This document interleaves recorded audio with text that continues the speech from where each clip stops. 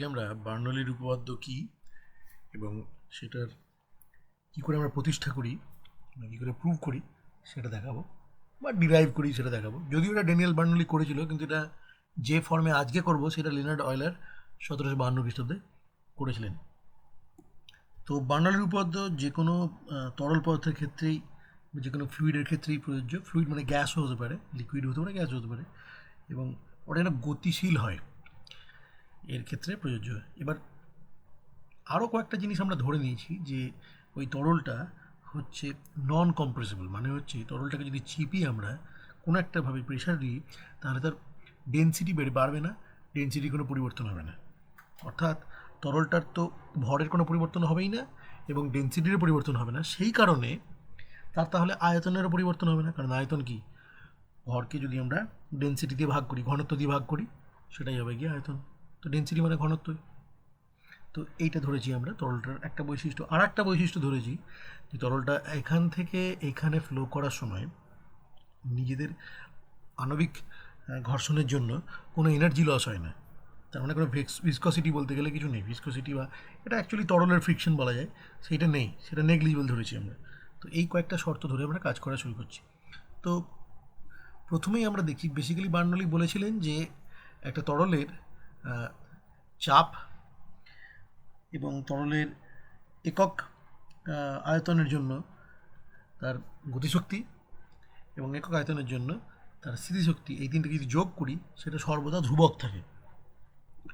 তো এখানে ধরে নিচ্ছি যে এই দিকটা একটা নল আছে যেখানে জল প্রবেশ করছে, P1 চাপে জল বেরোচ্ছে P2 চাপে, জলও একটা তরল।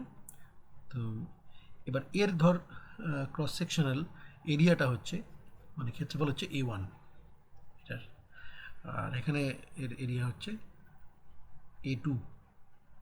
তাহলে এই মুহূর্তে এখানে যে কাজটা করছে আর এখানে যে কাজটা করছে তাদের অন্তর যদি আমরা করি সেটা হবে F1 ইন্টু এই যে ডিস্টেন্সটা জলটা যাচ্ছে একটা একক সময়, সেই ডিস্টেন্সটাকে আমরা ধরেছি delta x1 minus F2 into delta x2। এখানে ওই পরিমাণেই জলটা যাবে তার কোনো গ্যারেন্টি নেই, কারণ এর ক্রস সেকশনাল এরিয়াটা আলাদা।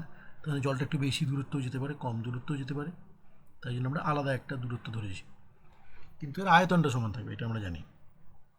এবার এখানে F1 মানে কি আমরা জানি, P1 ইন্টু A1, আর ডেল x1 আছে, তেমনি এখানে হবে P2 into A2 into del x2।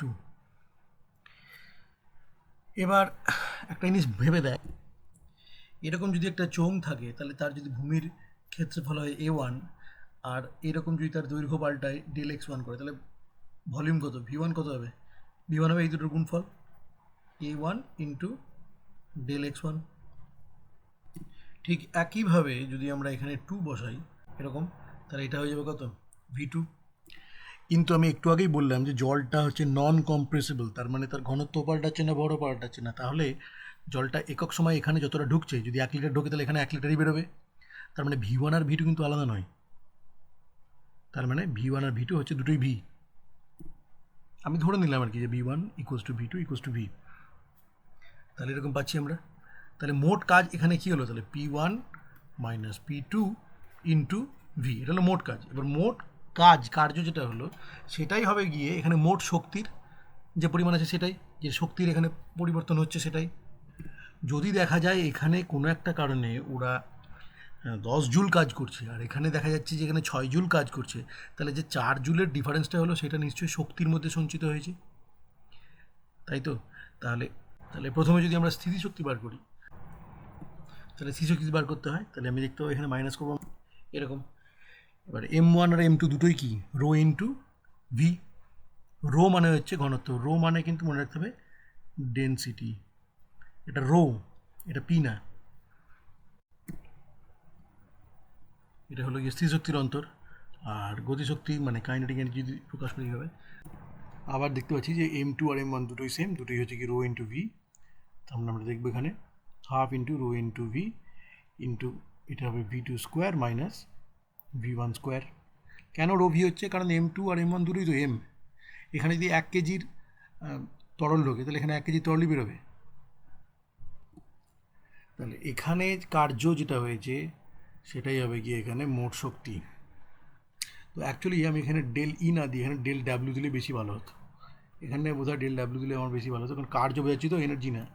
তাহলে এখানে মোট যে কার্যটা হয়েছে অন্তিম থেকে প্রাথমিকে আসতে গিয়ে, সেই কার্যটা করার পরে যে শক্তি আমরা পেলাম সেই শক্তির ডিফারেন্সটাও সেম হবে।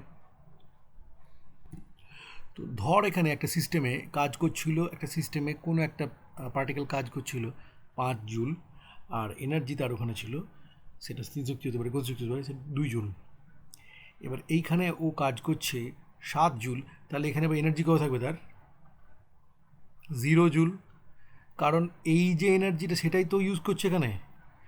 তার মানে বোঝাতে চাইছি যে এইটা অলওয়েজ এটার সাথে কনস্ট্যান্ট হবে, দুটোর সামেশন আর কি, যোগফল অলওয়েজ কনস্ট্যান্ট হবে।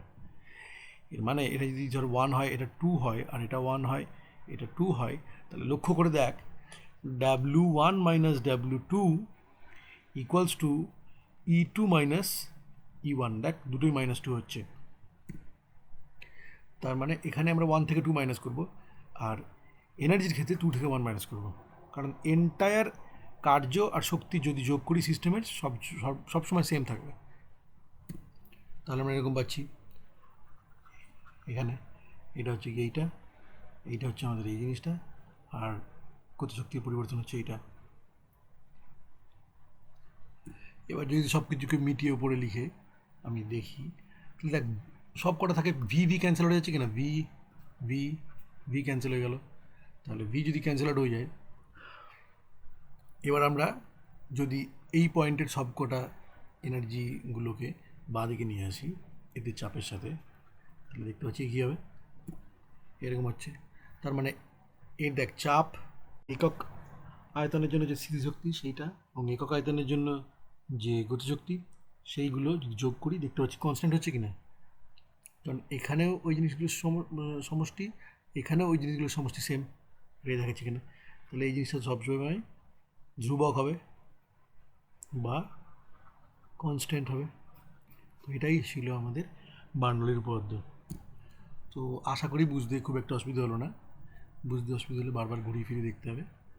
তো এই জিনিসটা এর অনেক জায়গায় অনেক রকম প্রয়োগ হয়। অনেক সময় আমরা স্প্রে করলে জল কী ভেলোসিটিতে বেরোবে, বা অনেক সময় জল দিয়ে আমরা কার ওয়াশ করি, সেই জলটার এই যে নলটা কতটা ছোট হলে কত স্পিডে জলটা বেরোবে, সেই ধরনের জিনিসগুলো ক্যালকুলেট করার সময় বা চাপের ডিফারেন্স ক্যালকুলেট করার সময় এইটা ব্যবহার হয়।